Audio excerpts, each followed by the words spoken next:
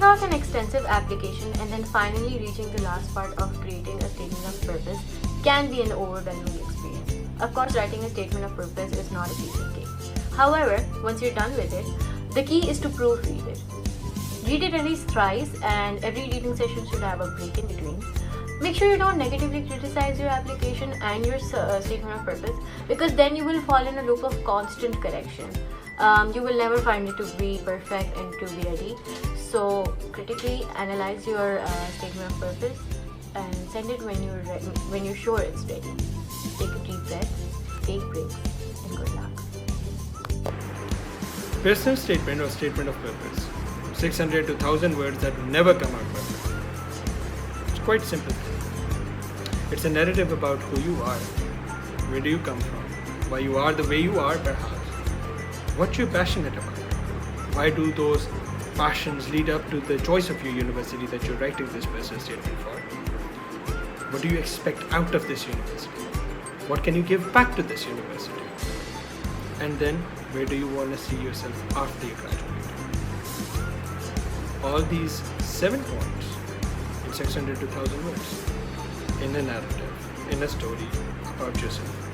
That's personal statement. For me, writing a personal statement is like going on a blind date. You both will try to impress each other with your skills and weakness.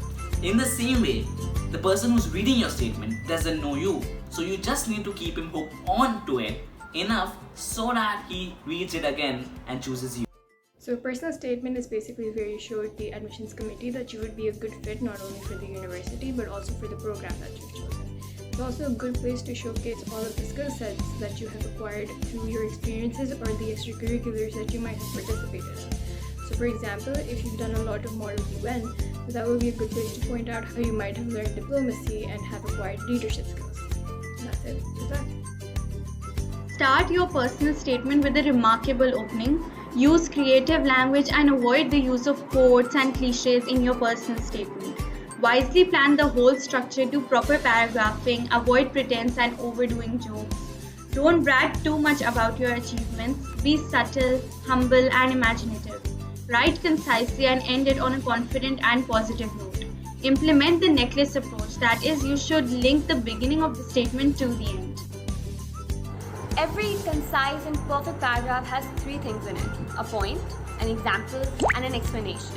Your point could be any skill that you have, such as I'm a very hardworking student, or I'm a very determined student. Then you go on to support it with an example from your professional or personal life. It could be from any internship you have done or any social work that you have done. And then you go on to explain how that experience helps you achieving your dreams and motivates you to study what you want to study in your dream university.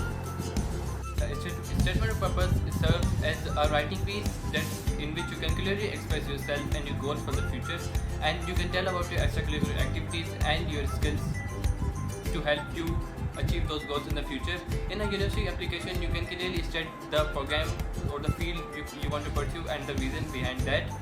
A great statement of purpose can make your interview easy and influencing, and making sure that you don't miss behind anything during the interview. It is important to make sure that your SOP is as brief as possible. So do not mention things such as your grade and your educational background. Talk about things such as your hobbies, why are you even applying for that specific program, your future vision, and why IBA. These things will make your SOP more strong and more personal.